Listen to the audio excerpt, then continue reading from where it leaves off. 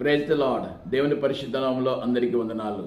ఈరోజు దేవుని యొక్క మాట కీర్తన గ్రంథం 139 అధ్యాయము 16 వచనం నుంచి నీతో నేరుగా మాట్లాడుతున్న నా ప్రియ సహోదరి, నా ప్రియ సహోదరుడా, నువ్వు ఒంటరి జీవితం జీవిస్తున్నావా?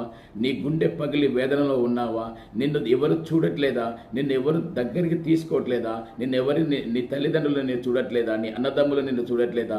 అయితే నేను చెప్పబోయేటువంటి మాట దేవుడు నీతో ఏమంటున్నానంటే, నీవు పిండముగా ఉండక మునిపే నా కన్నులు నిన్ను చూచినని అంటున్నాడు. నీ దినములు లెక్కింపక మునిపే నీ దినములన్నీ నేను జీవగ్రంథంలో రాశానని అంటున్నాడు.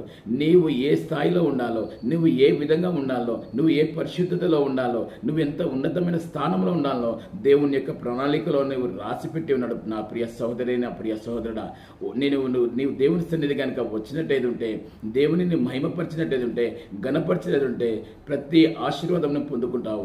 ఈ వాక్యం విన్న ప్రతి ఒక్కరి హృదయంలో ఫలింపబడును గాక.